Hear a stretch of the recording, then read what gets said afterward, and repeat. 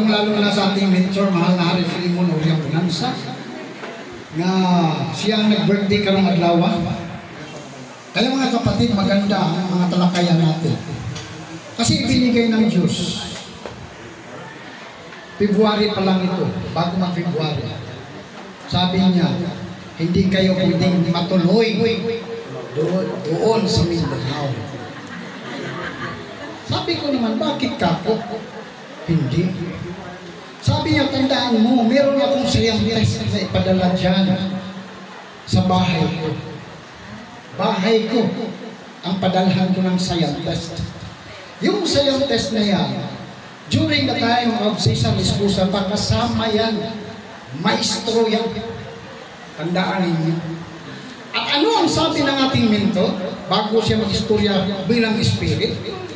Kung mag-istorya na ako bilang spirit, tandaan ninyo, hanapin ko yung isang Pilipino-German ngayon ang makatulong sa Judaism. Pilipino-German. At sinabi pa niya, kailan kaya darating yung isang Muslim? Kasi hindi pwede nga lalabas ang Judaism pag walang Muslim. Kinakailangan. Ngayon mga kapatid, marami akong isabi sa inyo.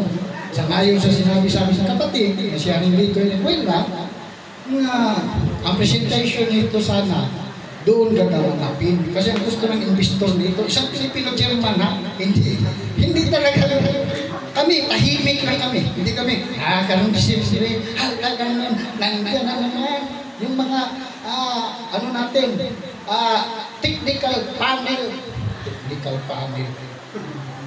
Itong nakilala namin na Pilipino-German. Kompleto ito ang may-ari ng technology doon sa Germany. Tandaan ninyo. Hindi ito nagyayabang. Kaya nga masama lang ang loob ko eh. Ano ang sabi ng ating mentor? Hahanapin ko ang isang Pilipino-German na makatulong. Ngayon, totoo naman, mayroon namang mga kapatid din natin na nagsabi ngayon na sinabihan ni Manahari nga gusto ko sana si Bongbong Marcos. Sino tong mga tao na to? Ako hindi ako magtagot-tagot. Si Haring Baro Bulwan at saka si Wilson Gusta during the time doon sa kwarto. Totoo yung pinanggit Haring Baro nga sinabihan sila ni Manahari. Ngayon itong si BBM, nagpadala ako ng mga sulat nito kasi gusto ko siya napupunta nito. Pero, hindi yata naniniwala sa akin.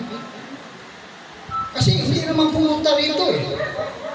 Kaya ang sabi niya, kayo, bawat isa sa inyong regional at mga gigs, kinakailangan, maghanap kayo ng mga beneficiary sa Duterte.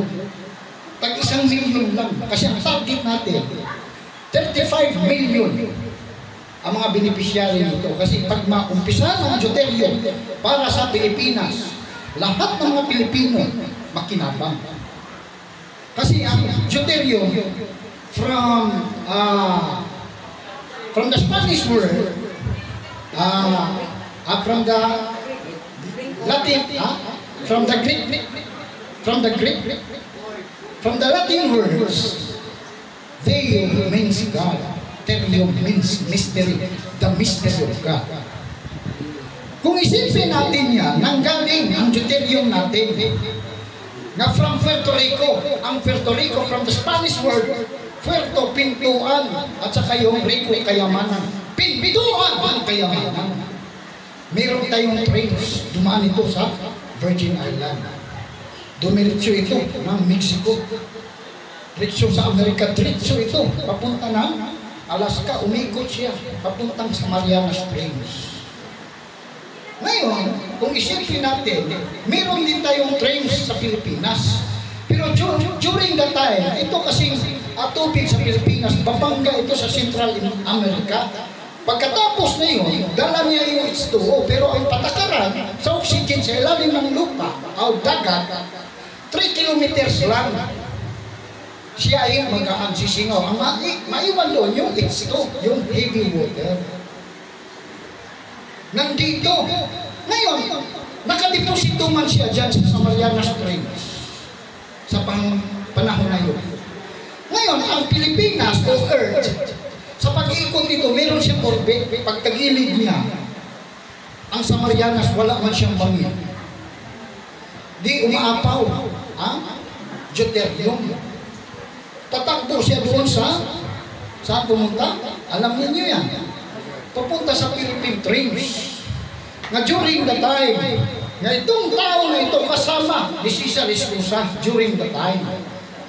Sa panahon pa ni Presidente Marcos, sabi ni Manari, hinanap ko yung tao na isang scientist nga kasama ni Escusa. Ito na. Hindi ba kayo matuwa na ibinigay ng Diyos sa atin? Dapat matuwa kayo dito kasi hindi nagbibiro. Anong unang pinahanap niya? Pilipino-German. Ngayon, during the time nga sa panahon na yun, na-discover nila ang deuterium na from Mati Davao to Aurora Province, mayroon siyang distance na 868 miles long. 52 miles, 3 miles deep ang lalim. During the time, sa panahon ni Escusa. At pinaalis si Presidente Marcos. Kasi pinatituluhan ni Presidente Marcos yung deuterium. Ngayon, gusto nilang kunin. Pero pinaalis man si Presidente Marcos sa Pilipinas. Di nawalan ng pag-asa ang kanyang mga scientists. Di ba? Pinanggit din ninyo yan. Ako, kahit grade 3 lang ako, handa naman ako din makinig. Para meron din ako matutunan. Ngayon, sa panahon na yun, nawala na ang pag-asa ni Escusa kasama sa kanyang mga scientists. Pumunta siya sa ibang bansa. Kinausap niya ang OPEC, Overseas Private Investment Corporation, na mayroong deuterium sa Pilipinas. Pero noong 1931, na-discover ni Frederick Rovelius na mayroong deuterium sa buong daigdig, pero hindi niya mapinkwent kung saan ang deuterium. Pasalamat tayo sa mga scientists natin na inutusan ni Presidente Marcos sa panahon niya kasama ng ating butihing scientist na si engineer.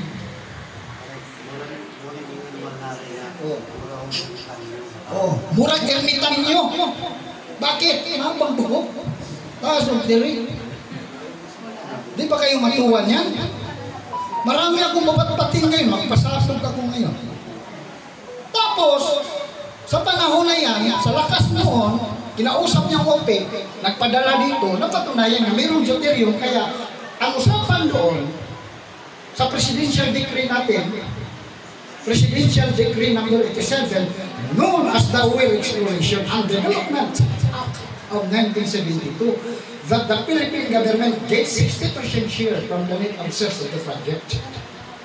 Kinakailangan ang gobyerno meron. Pero during the time, sa panahon ni Corazon Aquino, minamadali niya ito.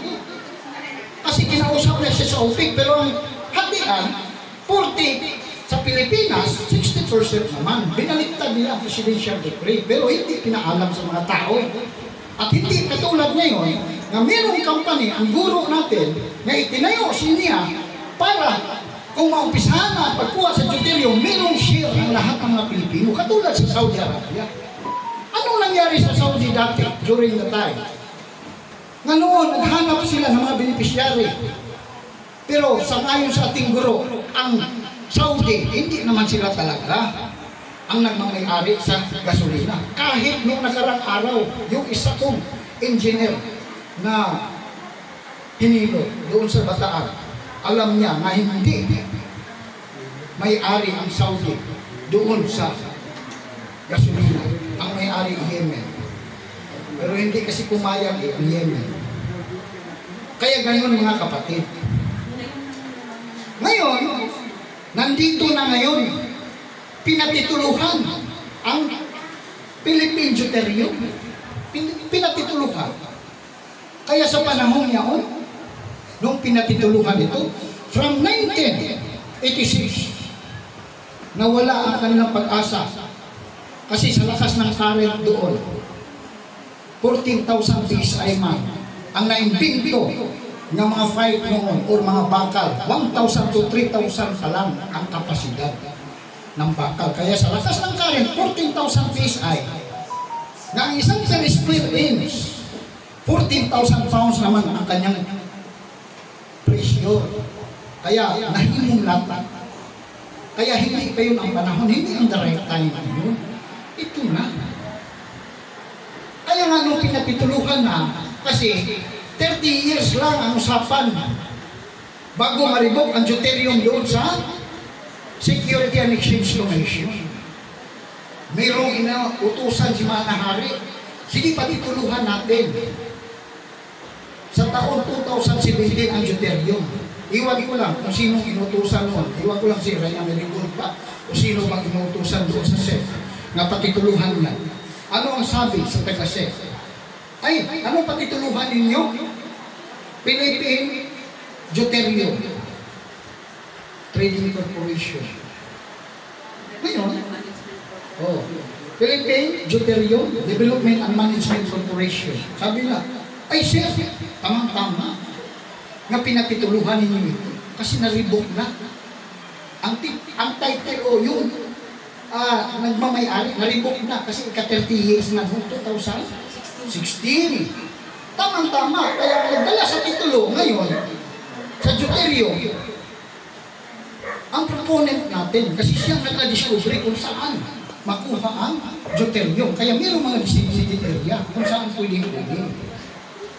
Ngayon, nandito na. Anong sabi niya? Malapit na ako mag-istorya sa Spirit. Ang tagal ng isang Muslim na ito. Hinihintay ko. Kaya tanong ako ng tanong, sino ba yung Muslim na yan? Sabi na, yes, ting mo. Hindi ko naman alam. Kasi hindi pa ako nakakita. Ngayon, sa panahon na yun, hinahanap at saka yung Pilipino-German. Tama naman ang sinabi ni Baro. Ako, magtanong lang ako sa inyo. Yung sinasabi ni Manahari sa kanya, nga tumulong kayo nito, nga maghanap ng investor, sa makabuhat lang. Abay, gumana agad sila, buhat agad sila. Ngayon, nakahanap sila ng isang investor na kanilang gusto. Yung tinatawag na abogada, si Atty. Sugilo, during the time. Ngayon, ang sabi ng ating guro, hanapin ninyo, Pilipino-German. Ngayon, nagtayo rin sila ng isang deuterium, pinatituluhan nila. Pero association na ng deuterium. Ngayon, kung sila ay tumulong sana, maganda. Pero ano ang ginawa nila? Ito ang Philippine Deuterium, itinatag ni Manahari. Meron namang gustong tumulong, Philippine Deuterium, pero association. Anong ginawa nila? Tulong o kompetensya? Sige daw? Competence. Ha? Abay, kompetensya. Ay, hindi yun tulong. Kung tutulong ka, dito ka sa company ni Manahari. Simple, kahit wala tayong mga graduate. Ngayon, anong sabi ni Manahari? Pilipino-German ang hanapin niya. Pag maghanap kayo ng iba, patayin na yan. Then ngayon, kumusta ang kanilang investor? Sige nga, kayo nga, ikaw react siya. Engineer ka man, isa ka bang electrical engineer? Electronics. Ha? Electronics. Electronics engineer. Kumusta? Inalis ng Diyos. Bakit? Hindi na kayo naniniwala sa sinabi niya, Pilipino-German. At mayroong isang sayang list na parang ermitan nyo. Habang balbas.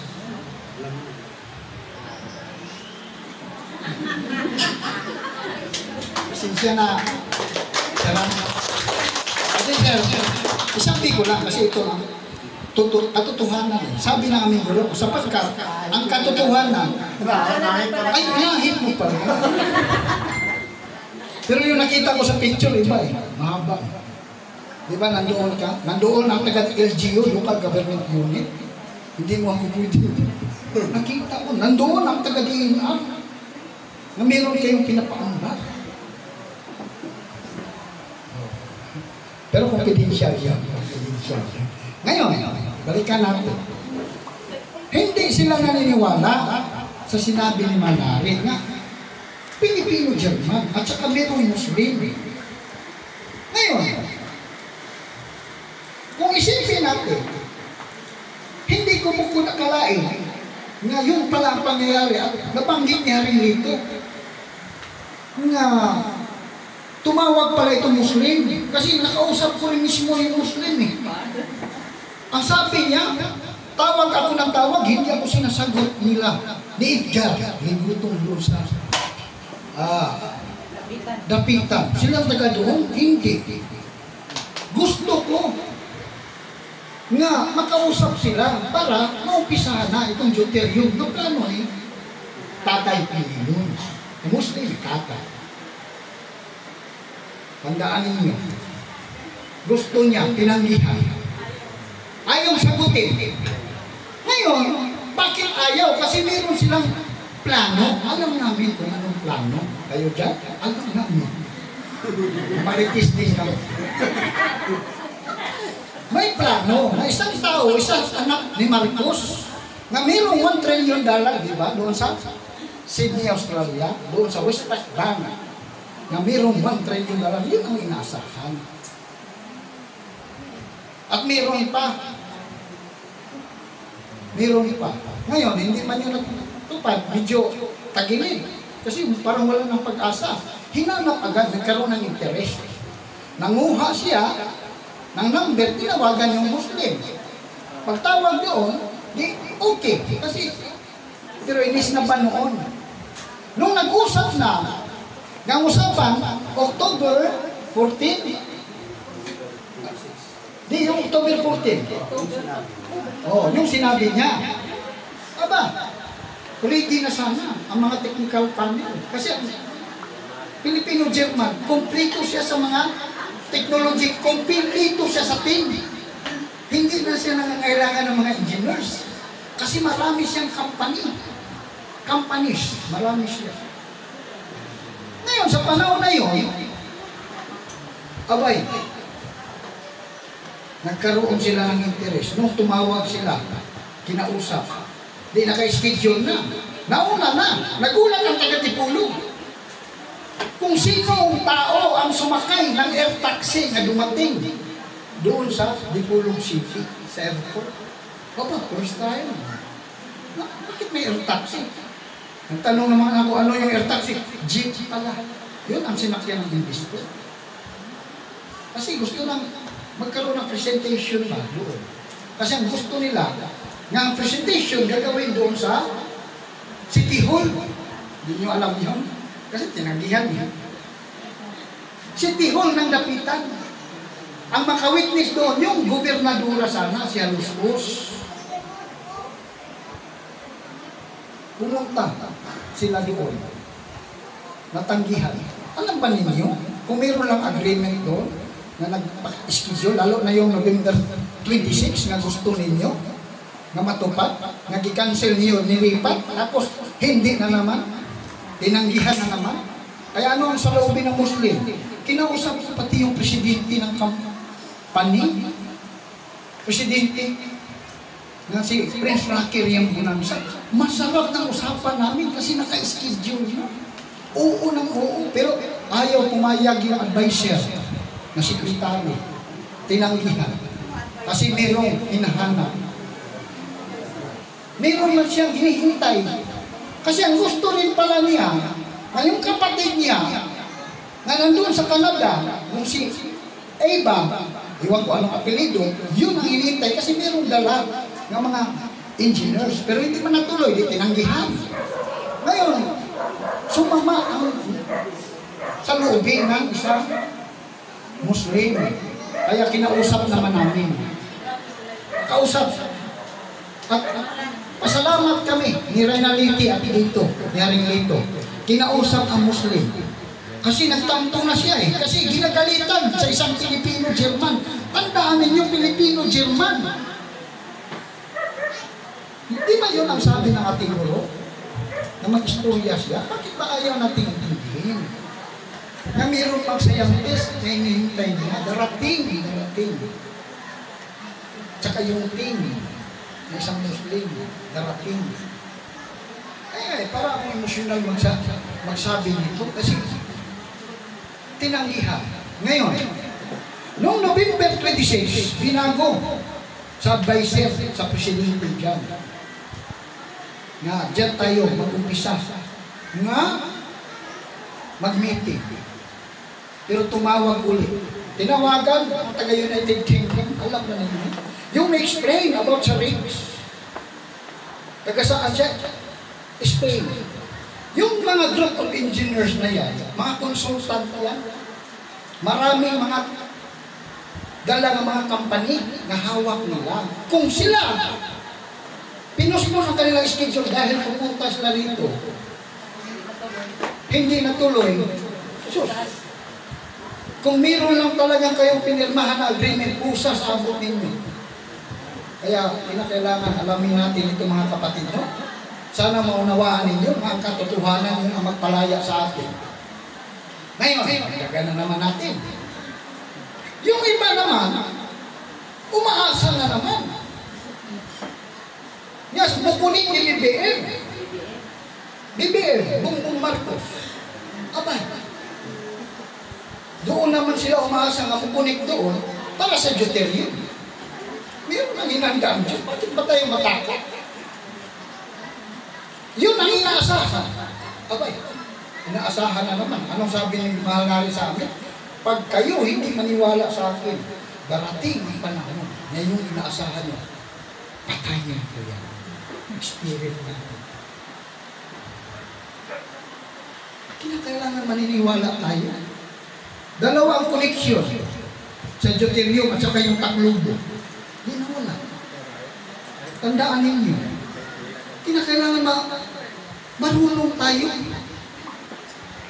Kapag hindi tayo maniniwala sa ating guro, mga nag-istorya sa spirit, ang daming mawala.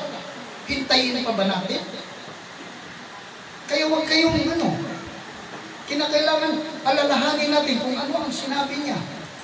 Ngayon, dumating na agad ang panahon. Ito na. Isabi ko sa inyo dyan, no? Nandyan kayo ngayon. Dami rin ninyo.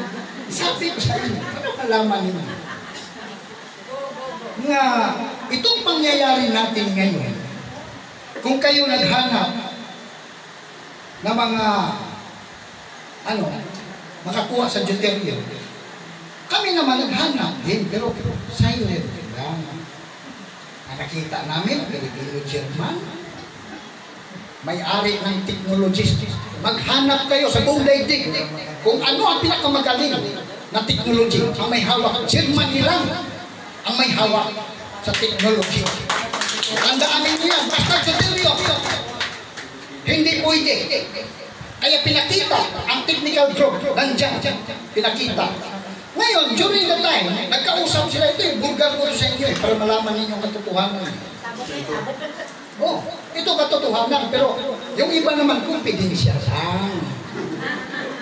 Confidential. Ngayon, yung mistor na yan, na Filipino general, in-schedule agad doon sa White House. In-schedule. Na meron silang meeting, pero confidential. Ngayon, panahon na yan.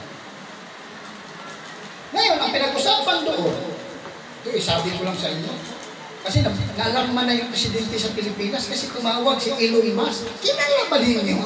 Sino si Elon Musk? Pinakamayaman sa buong mundo. Tumawag sa presidente sa Pilipinas. Gusto niya na siya ang kukuha sa deuterium. Kaya marami siyang inutusan dito sa Pilipinas na makabili siya ng lupa. Target niya doon sa bandang Tacloban at sa Calinte. Kasi alam niya nandoon. Pero anong sabi ni Malnari? Tayo lang makakuha sa deuterium. Kahit kasi Biblia, hindi makakuha. Tandaan niyo, pag mayroong kukuha nito, spirit. Kasi Kasi ang Kingdom of God, walang iba na makatayo sa Kingdom of God. Kingdom of God is a government of God. Sabi niya, hintayin niyo ako. Kasi mag-istorya ako sa Spirit para matupad ang mga plano na tayo mga Pilipino magiging mayaman. Kasi ang deuterium natin, makakuha tayo ng 85 million barrels a day. Unlimited deposit yan. Yan ang fuel of the future. Ngayon, marami na naman doon na naintriga. Sa panahon yaon, nung nandoon na, di nagkausap na. Dami ko diyang ebidensya galing sa Malacanang. Pero hindi ko lang ipakita sa inyo kasi confidential. Kami lang ang nakakaalam. Kasi hindi kami mawala ng pag-asa. Bakit? Kung kayo ay gumalaw na kami. Pero yung sinunod namin, yung inutos ng ating guro, na isang Pilipino-German at isang Muslim at isang Scientist. Mahaba, pero ngayon wala din.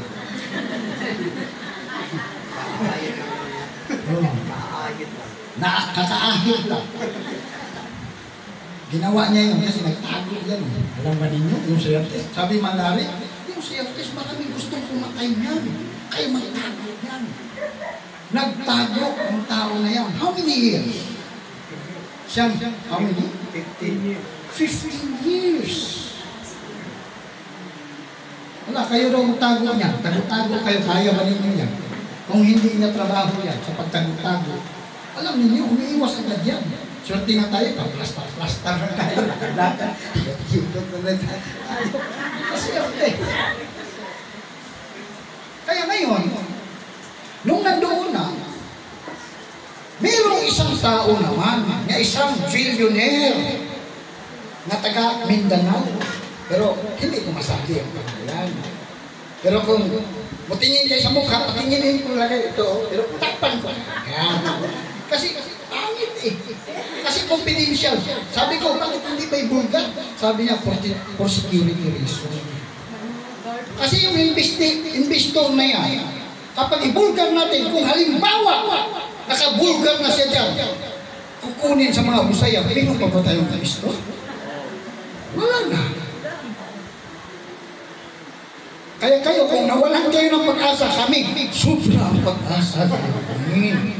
Sobra. Tandaan ninyo yan. Ngayon, during the time na nandun na sa Malacanang, sila, nakapag-usap na bumalik. Nagka-interest itong isang Pilipino, billionaire.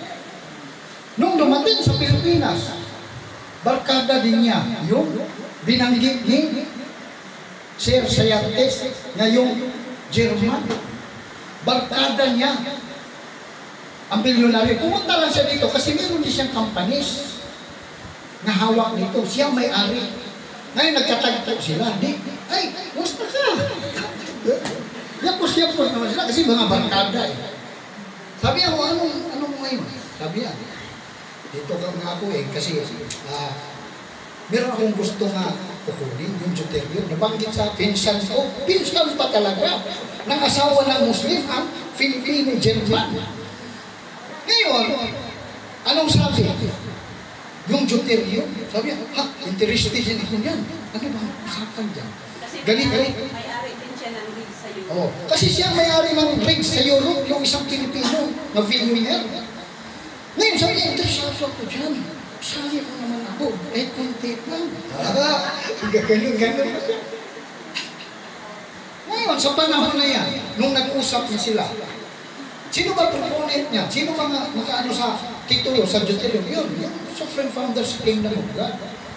Si Philemon Oriambansa. Ito ang sabi niya, nga itong company na ito, nagtayo siya, pagdating, merong share, hindi natin kalimutan ang mga beneficiary. Di ngayon, sabi niya, interested ako, gusto akong tumulong. Ano? Sabi niya, ilang bang grades ang tayo? 30. Sabi niya, kahit na lang, 3 lang muna ang akin. Sabi ng Muslim, kasi sabi kasi ni tatay, tatayuan din ang Muslim, isa lang. Sabi niya, sige ako na mag-angkin sa deuterium mo. Balanse, 500 million, isang ridge lang. Sige, i-release ko kagad ang pila. Kailan mag-umpisa? Sabi niya, uy, hindi pa na isang bakas. Ay, hindi pa ba? Sige, puntahan ko. Si BBM. Puntahan ko. Pagpunta niya doon, pagdating doon, saan yung cellphone? Kita ko sa inyo eh. Pagdating niya doon, nakita mo ba yun, right? Kita mo, no? Saan siya pumunta? Sa? Mabuti pa siya, nakakita. Kayo, hindi. Ngayon, pagdating niya doon, mga kapatid ko dyan, pagdating niya doon sa Malacanang, pagbaba niya, mayroong mga batang yagit, mga yagit din. Pahingi po, billionaire eh. Oh, 5,000. 5,000. Yung iba, nangalibog na. Yung matanda, binigyan niya ng 50,000 kasi matanda.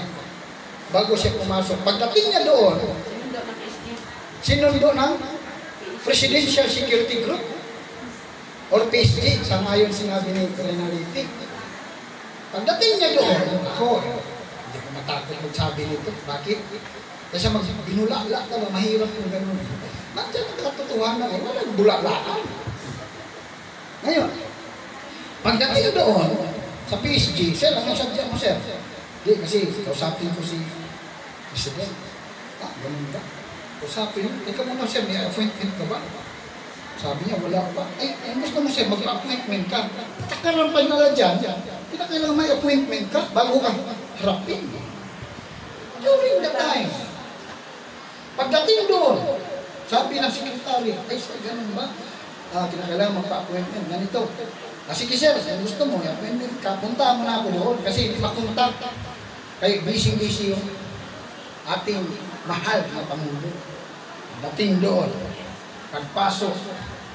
Sir, may schedule sa'yo sir, magpa-appointment. Sa'yo, anong pangalan? Ito pala mga billionaire, meron palang group of billionaire. Yan ang pangalan. Ipasok mo na, huwag mo na ibigyan ng appointment. Paupuin mo na rito. Ngayon, nag-usap sila. During the time, mga kapatid, no? Nag-usap sila. Nung nag-usap, matalino ang presidente natin. Dictation by God, si VVL. Kahit paalisin yan, hindi yan mapaalis. Anong sabi natin, guro? Mas matapang pa yan ni Duterte. Paano ko na-pro? Si Duterte ayaw makipaglaban sa China. Kahit binuhusan na, inisprihan ng tubig yung mga Coast Guard natin. Ayaw lumaban. Pero itong isa, uy, hindi pwede yan. Lumalaban. Ginawa pa siyang leader sa mga grupo. Gibo pa siyang leader. Lalo na ngayon. Sino bang nagbuo sa United Nations noon? Sino matalino sa inyo dyan? Para kung masagot ninyo, maging matalino na rin ako. Ikaw rin na, ano? Lahat mga mayayaman na presidente at saka king. King, ang bumuo sa United Nations dati, walang iba, si Rica at saka si Presidente Marcos sa Pilipinas. Para masayon kayo. Kaya kinakailangan bribe tayo mga Pilipino. Baka malipat kayo. Nandito na ang Pilipino-German. Kanang ikaduhang na pulo, adto kita mubasa na sa sambingay nga dunay napulo ka mga babaeng birhen. Ang 5 kanila buwang-buwang, walay lana. Kato lamang 5 nga dunay lana. Karon, kung imong isipon ka na, kanang 5 nga walay lana, nagsugol ka ni Ramos, hangtod ni Duterte karon. Dili ka na sila makakuha sa lana nga heavy water, kanang deuterium. Kay ang 5 kanila, di man, wa may lana kanang 5. Kanang umaabot na 5 karon, human ni Presidente Duterte adunay lana. Kanang rana mo ng deuterium mo kani makuha. Kung makuha na kaning dapitan, may mo kaning bisag ka ng tulo ka oil rig, anak ni mo buwata sa dapitan. Porte ng datua kaning dapitanon. Porte ng datua. Mo ka plano sa Ginoo, sumbingay nga do ka utong. Kaya naman po nga do man ka utong. Asa man nato makuha. Kung magsugod sa isip natulig sa kalibutan, adto ka magsugod ni Adan. Aron makita nimo ang napulo nga una. Nga Adan, Set, Enos, Kainyan, Ared, Malaleel, Enok, Potsala, Lamech, Noe. Pulo ka na sila. Kuman sa lunok, mo isip ng puga. Ika ni Sem, Arpaksag, Allah, Heber, Peleg, Rio, Sirog, Nakor, Tare, Abraham. Laing na pulo. Mo ka na ang mga presidente sa Pilipinas nga 20 ka presidente. Kulang na kita karon og 5 ka presidente. Mahuman na rin 20 nga isip sa Diyos, nag-iisip niya sa Diyos. Mo ka na ang itsura. Ngayon, dili ko maulaw, may istorya ninyo. Kay ako ang nakaswerte nga tagan aning kaalam sa Ginoo. Muna akong ipanghatag. Tungod kay wa man ko magbayad sa Dios ani, bisag o sa kadako, wa man ko magbayad sa Dios, akong ihatag sa mga tao nga walay bayad.